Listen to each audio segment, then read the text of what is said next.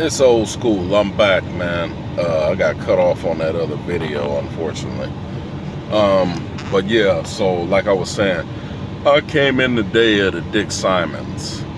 That was the era that I was in. And basically, you know, you knew who was who because there was a lot of absorbing going on, i.e. The mega carriers were buying out the carriers that were trying to be mega, but they were actually just a tad smaller. They might have had anywhere from 100 to 200 trucks, so they were bought out. A lot of them were trying to put a reefer division within their companies if they didn't have one already. It was easier and cheaper to go that route. I wanted to speak also at Warner. What's going on, Kevin? And I heard about Joe. It's unfortunate, man. Rest in peace. Kevin actually owns Eagle Transportation. It is it's a Warner affiliate. He actually is, he has several trucks, I believe more than 100. And he also has some type of affiliation with the company that I've seen out there called Hawk. He's a good guy. Like I said, rest in peace, Joe. Joe is a good guy too. These are all owners that I've spoken with or that I've had. I don't know them personally, but I do know of them, or I know we've shaken hands before, put it that way. But I wanted to touch on a couple of things for you newer than me's. You can always tell the difference between the four-wheelers with a female four-wheeler and a male four-wheeler. A male four-wheeler will always fly by, testosterone. You'll be in the right lane and he'll come flying by, cut in front of you and go on about his business, hopefully.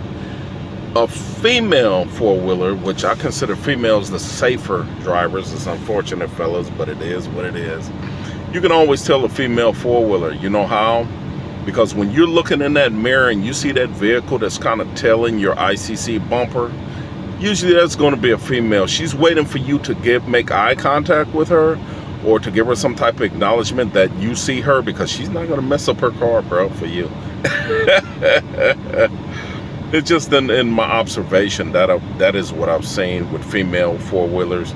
They usually are the ones that will wait till you give them some type of, hey, what's happening, or come on by, you know.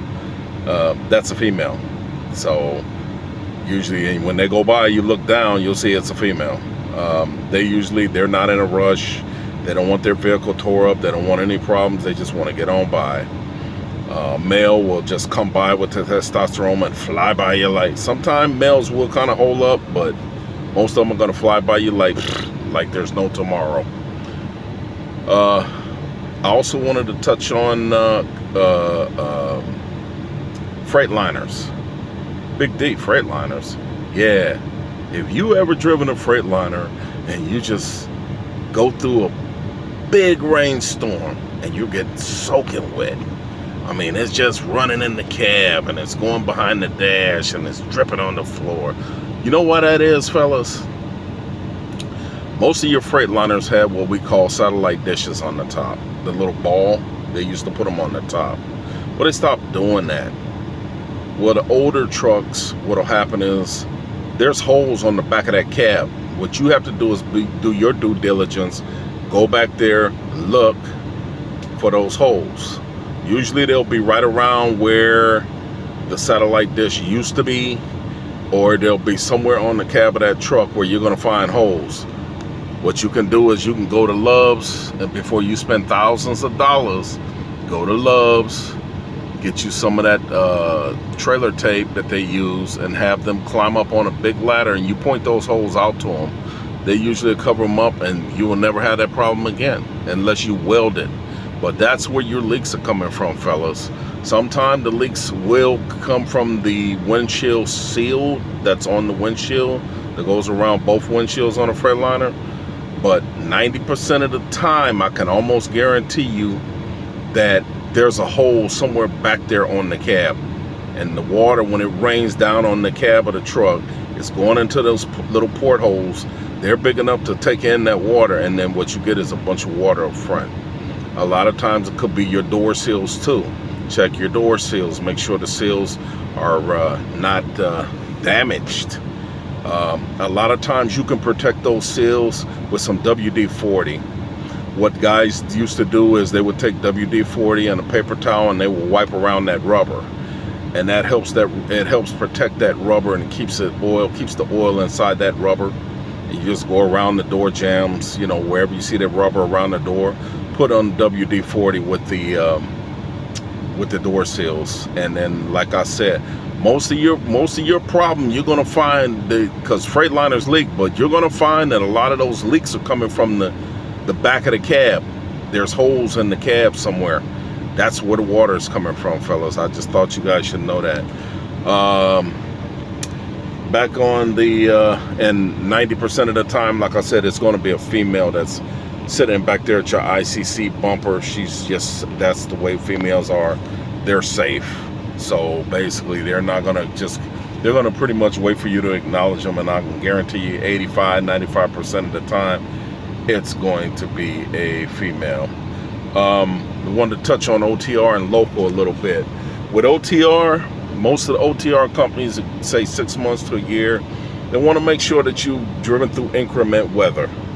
What that is basically you've driven through high winds in Wyoming, heck of a snowstorms up in New York and the northeast, or the Ohio area and things like that, driven in snow and ice and black ice. They want to make sure that you've driven through heavy rain like you've never seen before, that just keeps coming down on you. They want to make sure that you just driven through increment weather. Like I was speaking on one of my videos before, a lot of guys have never driven cabbage. A lot of guys have never driven Donners. A lot of guys have never driven Siskiyou. A lot of guys have never driven the Twin Sisters. A lot of guys have never driven Smoky Bear Mountain. A lot of guys have never driven these areas, and the main thing about those areas is that it's all uphill and it's all downhill. You must be careful not to smoke those brakes, because once those brakes get hot, it's on. And you'll see guys coming down the Grapevine, they don't do it no more because that speed limit is set. Know what gear you need to be in. If you have to put an automatic into manual, do it, because you don't want to come down that hill too fast and Smokey Bear catch you. And they waiting on you, believe me, they waiting, because they know that hill and they know you heavy and they know that's an easy ticket, brother. So save yourself some dollars and take it easy. Just because you flying down now don't mean they won't catch you later. Pam and Trans Am are brother and sister. Just so you guys know, because we were speaking on the Dick Simon earlier, but like I said, I got cut off. Pam and Trans Am are related. What didn't I touch on? Oh, Triple C's, Crete Carrier.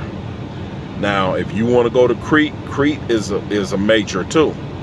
Crete owns Triple C's, we call them.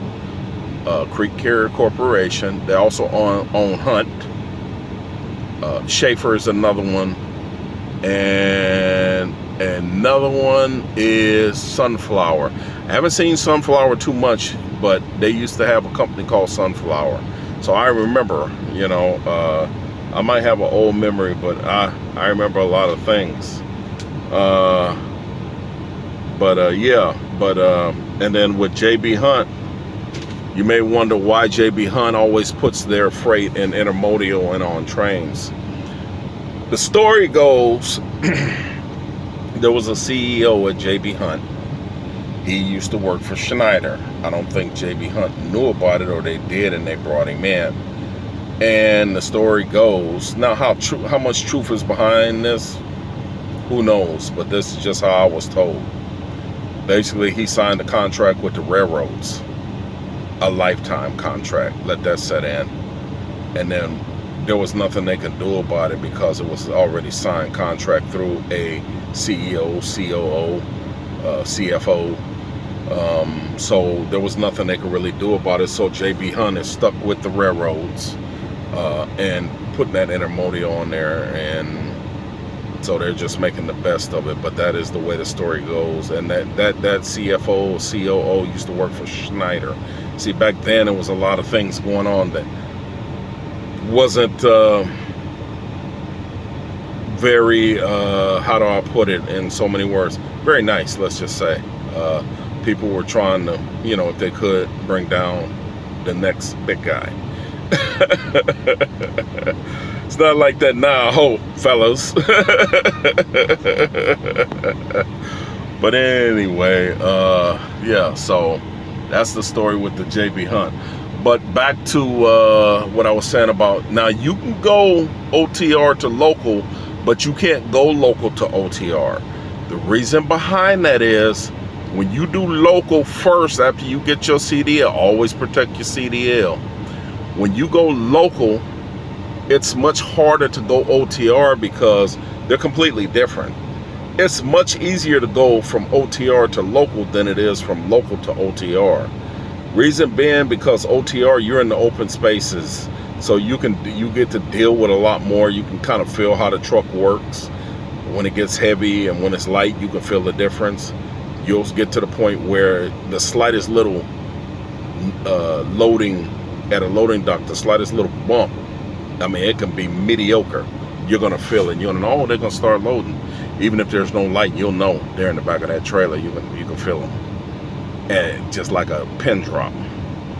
But when you go OTR, you get a lot more, you know, experience. Let's just say, you're driving a condo cab, you're having to sleep in that cab, you're having to go for days and days and days and weeks and weeks and weeks away from home. When you come back and you decide you want to go local, it's much easier, because you're going to be driving a 30-foot trailer or maybe doubles with a little day cab. Much easier than going OTR, and you're having to pull 53-footer, and you know, and you got that extra condo cab, and you're having to keep, you know, knowing where to look and where not to look. But yeah, it's much easier to go OTR to local than it is from local to OTR. But I just thought I would touch on those things. I don't think I missed anything. Like I said, most of the females are safe drivers. You're going to see them in your ICC bumper, and usually they're going to wait till you acknowledge them, or you look in your mirror and you actually make eye contact, or you make half eye contact. They'll go by after that. But your males are just going to run by you. And like I said, it's easier to go OTR to local than it is local to OTR, because if you're just fresh out of school and newer than me and you go local, then you want to go OTR, now you got to do the training all over again. Now you got to ride with somebody because they know you don't know, so you have to be trained compared to being trained already and getting a year or 2 years under your belt and then going local. Because most of the time after 3 years, I believe it is, they're calling 3 years. If you haven't driven a OTR in 3 years, you're going to have to go back through some type of training or refresher, they call it. All right, this is old school. I just thought I'd put those things out there for you. I'm out, bruh. Gotta get some sleep later.